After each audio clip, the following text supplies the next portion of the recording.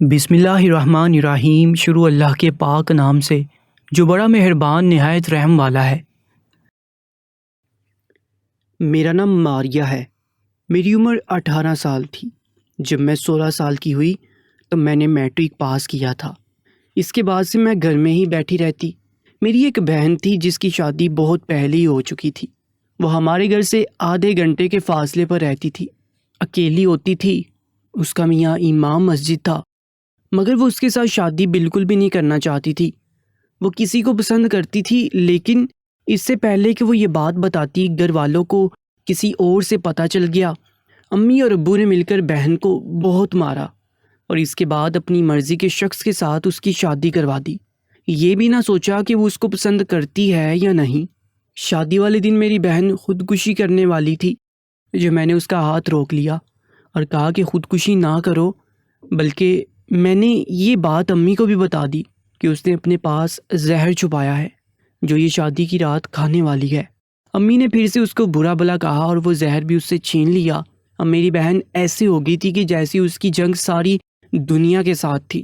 اپنے شوہر کے سامنے تو وہ کچھ بولتی نہیں تھی، اس سے ڈرتی بہت تھی، لیکن ہمارے ساتھ ہی وہ بات کرتی تھی۔ اب ہمیشہ عجیب باتیں کرتی رہتی تھی، جلی کٹی باتیں کرتی تھی۔ مجھے خوشی ہوتی تھی جب مجھے کہتے تھے کہ بہن کے گھر جاؤ، کیونکہ اپنے گھر کے ماحول سے میں ویسے ہی تنگ تھی۔ ہمارے گھر میں کچھ بھی نہیں تھا، بہن کے ساتھ ٹائم تو اچھا گزر جاتا۔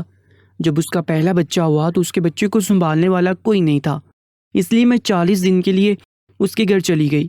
اس کے بچے کو سنبھال لیتی تھی۔ اس کی حالت بہت زیادہ بری تھی۔ ڈاکٹر نے کہا تھا کہ یہ بہت زیادہ کمزور ہے۔ جیسا میں نے بتایا، وہ ہر کسی کے ساتھ ضد لگاتی تھی اور سب سے زیادہ تو اپنے ساتھ 3 دن تک کھانا نہیں کھاتی تھی۔ جب اسے لگتا تھا کہ میں بھوک سے مرنے والی ہوں تو پھر کھانا کھا لیتی تھی، اور وہ کچھ اور بھی عجیب حرکتیں کرتی تھی۔ وہ اپنے شوہر کا خود ہی نقصان کرتی تھی اور پھر کہتی تھی کہ میں نے تو نہیں کیا، اور اس کے لیے وہ قسم بھی اٹھا لیتی تھی۔ اسے کسی بات کا ڈر نہیں تھا۔ وہ کہتی تھی کہ جو میرے ساتھ ہونا تھا وہ تو ہو چکا ہے، اب مجھے کسی بھی بات کا ڈر نہیں ہے۔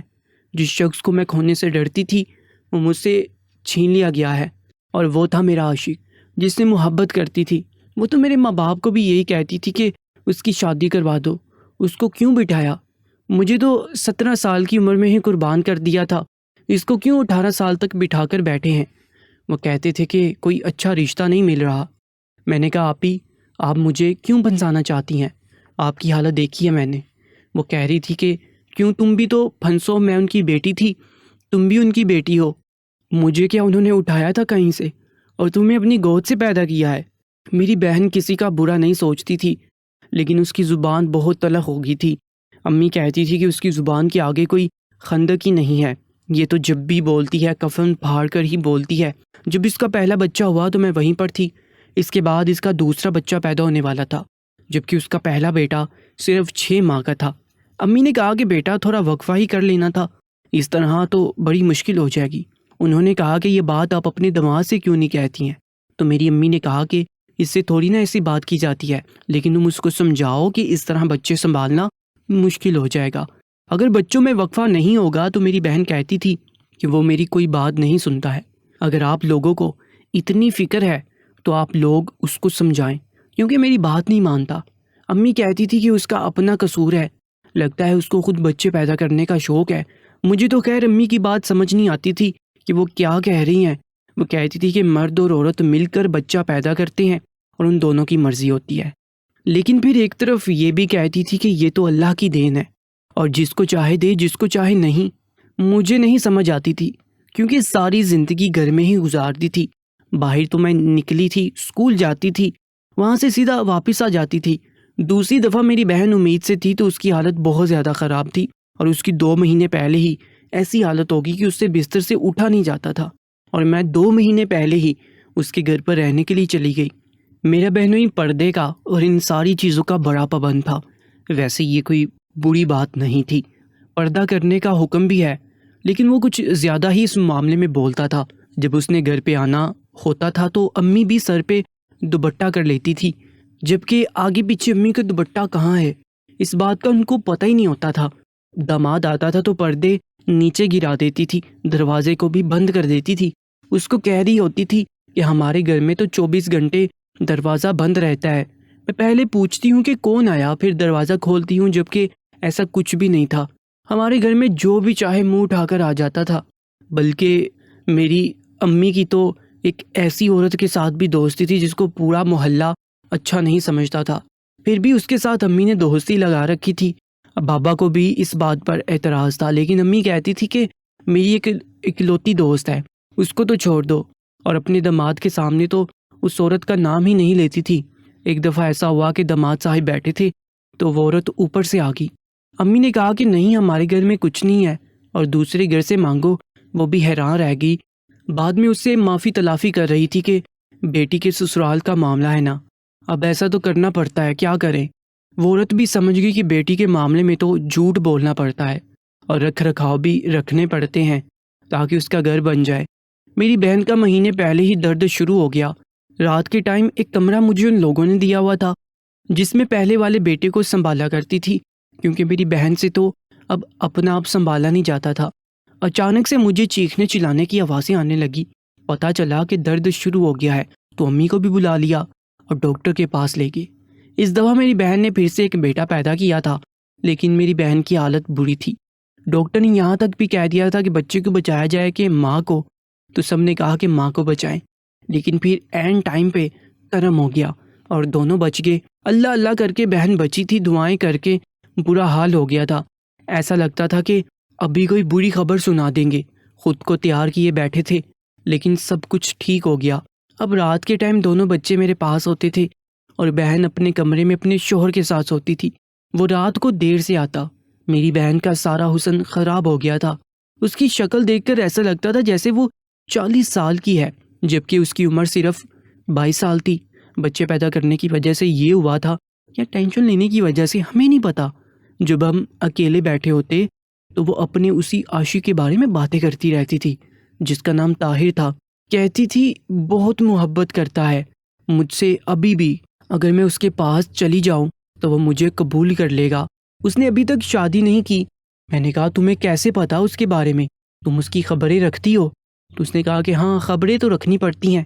میں نے کہا کہ اگر تمہارے شوہر کو پتہ چل گیا تو پھر کیا ہوگا؟ کہنے لگی کہ زیادہ سے زیادہ کیا کر لے گا، ہاتھ اٹھا لے گا، مار ڈالے گا، کوئی پرواہ نہیں مجھے، اس سے پہلے بھی مارتا رہتا ہے۔ میں نے کہا کہ بھائی تم پر ہاتھ اٹھاتے ہیں؟ تو اس نے کہا کہ نہیں، ہاتھ نہیں اٹھاتے ہیں۔ غصے میں کہہ دیا تھا اتنا تو مجھے بھی پتا ہے کہ مارتے نہیں تھے، کیونکہ اللہ والے بندے تھے اور عورت پر ہاتھ اٹھانا اچھا نہیں سمجھتے تھے۔ عورت کمزور ہوتی ہے اور کمزوروں پر ہاتھ اٹھانا بزدلی ہے۔ ایک دن رات ہوئی تو دونوں بچے میرے پاس تھے۔ اب 2 چھوٹے چھوٹے بچوں کے ساتھ کون سو سکتا ہے؟ پہلا بیٹا تو پھر بھی سو گیا، لیکن چھوٹا بچہ مجھے بہت تنگ کر رہا تھا، جس کی وجہ سے مجھے بھی نیند نہیں آ رہی تھی۔ پھر تھوڑی دیر کے بعد مجھے عجیب و غریب قسم کی آوازیں آنے لگیں۔ بہن کے کمرے میں سمجھ گئی کہ کیا ہو رہا ہے، چپ کر کے بیٹھ گئی اور سوچا کہ ظاہر ہے ان کا اپنا معاملہ ہے، مجھے نہیں جانا چاہیے۔ لیکن تھوڑی دیر کے بعد عجیب و غریب قسم کی آواز آنے لگی۔ میری بہن معافیاں مانگ رہی تھی۔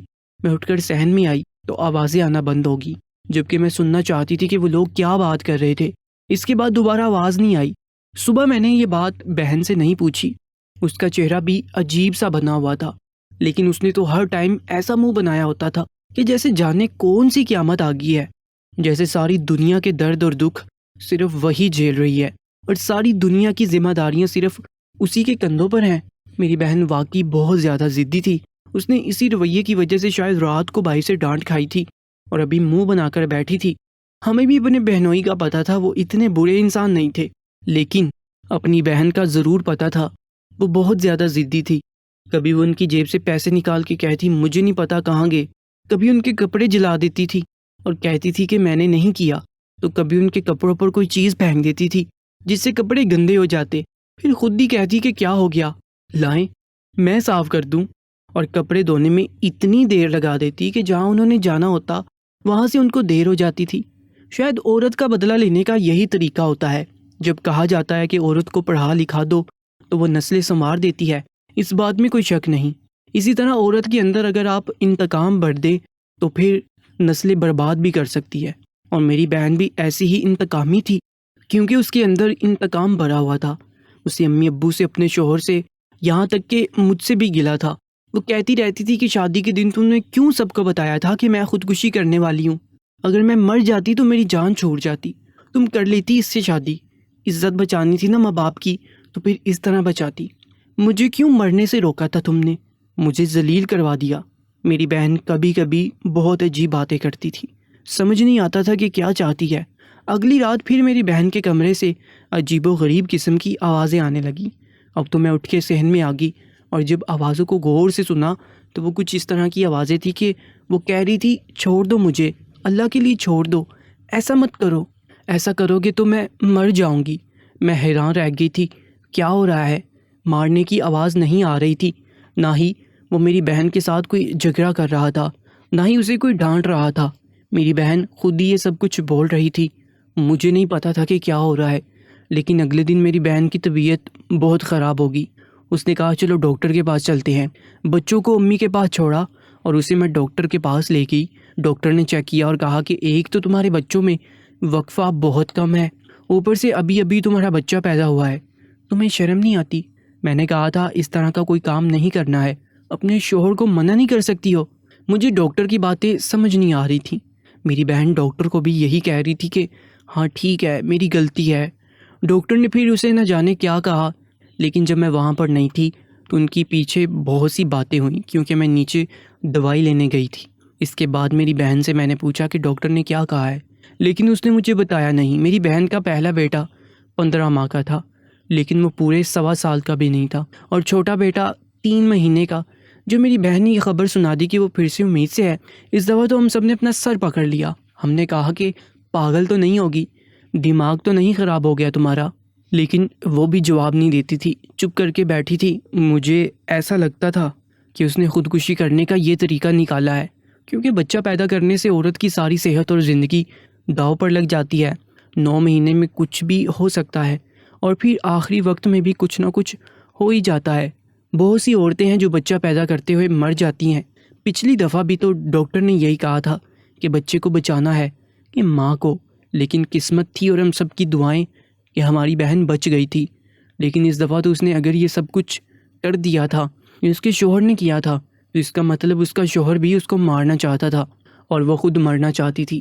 جب بھی بچے کی خبر سنائی جاتی تھی تو میرے بہنوئی کا رویہ بہت اچھا ہوتا، تو وہ بہت خوش ہوتا تھا کہ اللہ کا کرم ہو گیا، باقی کے معاملات بھی خیر سے گزر جائیں گے۔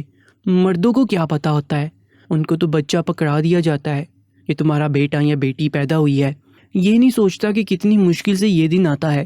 امی نے بڑا سمجھایا، اور کسی کی پرواہ نہیں ہے، سب کے ساتھ ایک دشمنی ہے، پر اپنے بچوں کی پرواہ کر لے۔ اگر ماں مر جائے تو بچے رل جاتے ہیں، چاہے کوئی کتنی بھی اچھی نانی دادی ہو، خالہ پھوپھی ہو، لیکن ایک ماں کی طرح بچے کو کوئی نہیں سنبھالتا۔ جس طرح ایک ماں اپنے بچوں کو سنبھالتی ہے، کیوں اپنی زندگی کی دشمن بن گئی ہو؟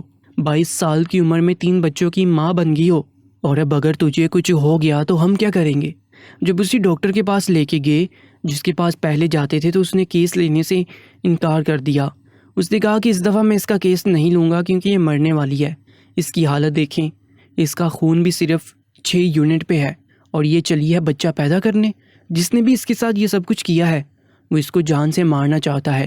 میری بہن خاموش بیٹھی تھی، جیسے کسی بات کی پرواہ نہیں تھی، یہاں تک کہ ڈاکٹر نے بھی اس کی بےعزتی کر دی، لیکن اس نے کوئی جواب نہیں دیا۔ ہم نے ڈاکٹر سے کہا کہ اگر اس حمل کو ختم کر دیا جائے، تو ڈاکٹر نے کہا کہ اس کے لیے بھی بہت دیر ہو گئی ہے، اس طرح تو یہ پکا مر جائے گی۔ ڈاکٹر نے کیس نہیں لیا، لیکن اس نے مشورہ دیا۔ اس نے کہا کہ اب جو ہونا تھا وہ ہو گیا، آپ لوگ دعا کریں اس کی زندگی کے لیے، اس کی زندگی بچ جائے، ورنہ تو پھر اس کو کوئی بھی نہیں بچا سکتا، اسے کسی اور ڈاکٹر کے پاس لے جائیں۔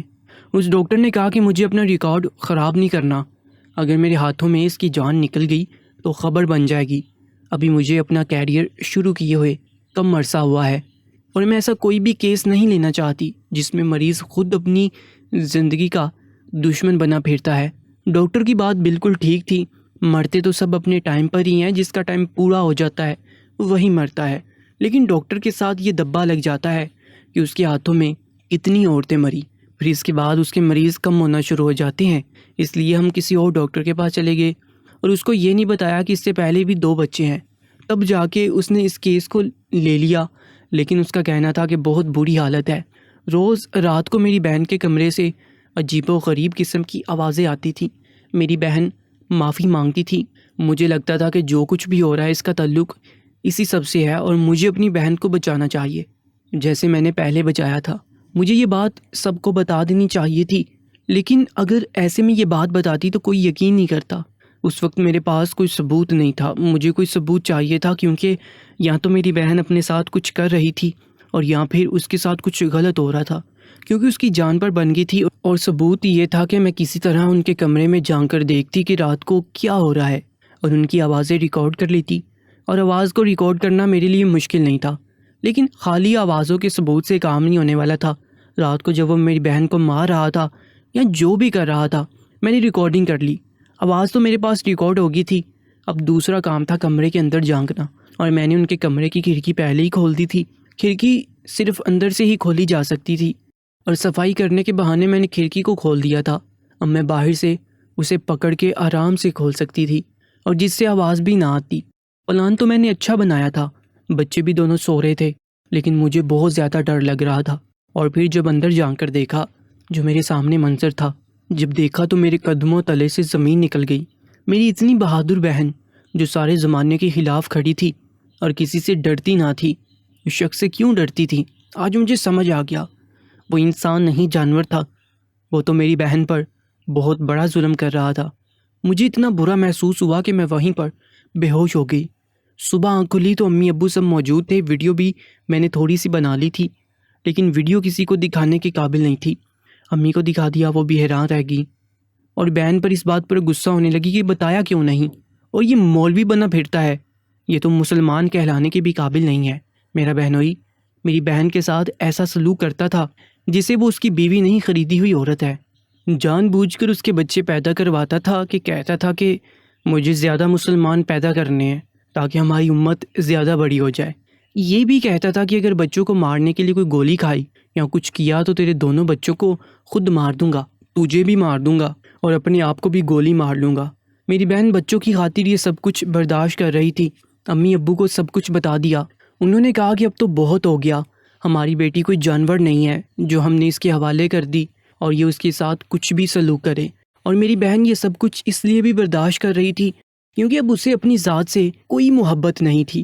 ہم نے اپنی بہن کو بہانے سے گھر بلایا اور اس کے بعد اسے واپس بھیجنے سے انکار کر دیا اور خلا کا نوٹس دے دیا۔ جب میری بہن نے جا کر عدالت میں کہہ دیا کہ میں نے اس بندے کے ساتھ رہنا ہی نہیں ہے، تو کوئی کچھ بھی نہیں کر سکتا تھا۔ جب اس طرح کے کیس عدالتوں میں جاتے ہیں تو لڑکی کو کوئی بہت زیادہ گواہیاں، بہت لمبی طویل نہیں باندھنی پڑتی ہے۔ اگر وہ اتنا بھی کہہ دے کہ مجھے یہ شخص پسند نہیں ہے اور میں اس کے ساتھ نہیں رہنا چاہتی، تو طلاق کا آرڈر دے دیا جاتا ہے، اور ایسا ہی ہوا۔ فیصلہ میری بہن کے حق میں ہو گیا۔ تیسری دفعہ میری بہن کا جب آپریشن ہوا تو کیونکہ وفا کم تھا اس لیے اس کا آپریشن کرنا پڑا۔ اس کی جان تو بچ گئی لیکن اس کے بیٹے کو نہیں بچا سکے۔ تیسری دفعہ بھی اس کا بیٹا ہی تھا۔ 2 سال گزرے تھے، ہم لوگوں نے وہ محلہ بھی چھوڑ دیا، ہم ویسے ہی کرائے پر رہتے تھے۔ ہم نہیں چاہتے تھے کوئی بد مزگی ہو کہ ایک دن وہی شخص ہمارے گھر رشتہ مانگنے آیا جس کے ساتھ میری بہن شادی کرنا چاہتی تھی، اور گھر والوں نے انکار کر دیا۔ لیکن آج اس کا ہمارے گھر میں میری بہن کا رشتہ مانگنا ایسا ہی تھا کہ جیسے ہماری بہت بڑی مشکل حل کرنے آیا تھا، کیونکہ 22 سال کی عمر میں ہی میری بہن گھر واپس آ گئی تھی۔ امی ابو نے فوراً ہاں کر دی اور ان دونوں کا نکاح کروا دیا۔ اس نے کہا کہ میں بچے بھی رکھوں گا اور آپ کی بیٹی کا بھی خیال رکھوں گا۔ ایسی ہوتی ہے محبت۔ دنیا میں جہاں میرے بہنوئی جیسے جانور لوگ ہوتے ہیں، وہاں اس لڑکے طاہر جیسے اچھے لوگ بھی ہوتے ہیں، لیکن یہاں ماں باپ کو چاہیے کہ وہ بیٹی کی شادی کرتے وقت یہ دیکھے کہ انسان کیسا ہے۔ یہ مت دیکھیں کہ اس کے پاس پیسے ہیں یا نہیں ہیں، کیونکہ پیسہ تو آنی جانے والی چیز ہے، لیکن اخلاق اور تربیت سے بڑی کوئی چیز نہیں ہوتی۔ آج میری بہن اپنے گھر میں خوش ہے اور میرے پاس اس والے بہنوئی کے چھوٹے بھائی کے ساتھ میری شادی کی بات چل رہی ہے۔ مزید ایسے ہی سبق آموز کہانیوں کے لیے ہماری یوٹیوب چینل درباری ٹی وی کو سبسکرائب کر لیجیے گا، اور ہماری ویڈیوز کو لائک اور شیئر کرنا مت بھولیے گا۔ اپنا بہت زیادہ خیال رکھا کریں۔ اللہ نگہبان۔